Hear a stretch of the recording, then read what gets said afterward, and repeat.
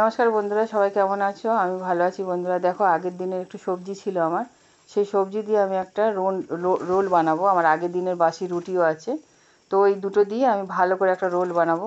দেখো বন্ধুরা, আমি ধনে আর গরম মশলা দিয়ে এটাকে ভালো করে আবার নাড়াচাড়া করে নিলাম। তারপরে আমি বেশি করে পেঁয়াজ দিয়েছি, বেশি করে পেঁয়াজ দিলে টেস্টটা ভালো লাগে। বেশি করে পেঁয়াজ দিয়েছি। এবারে আমি একটু পোড়া পোড়া মতো করবো, যাতে একটা স্মোকি গন্ধ আসে, যে যার মধ্যে কবাবের মধ্যে যেটা পাওয়া যায়। আমি লোহার কড়াইতে করেছি এবং ভালো করে ওটা গরম করে নিয়েছি। শুধু গরম করে নিয়েছি, মানে বেশি পেঁয়াজটা বেশি গালাইনি, কাঁচা কাঁচাই আছে।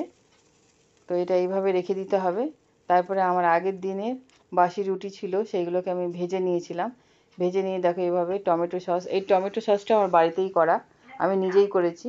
তো টমেটো সস আমি দিয়ে এইভাবে দিলাম। একটু অরিগানো দেবো, শসা দেবো, গোলমরিচ দিয়ে ভালো করে র্যাপ করে দেখো রোল হয়ে গেল। খুব সুন্দর খেতে হয়েছিল, তোমরা ট্রাই করে দেখতে পারো। ভালো লাগলে লাইক করো বন্ধুরা। টাটা।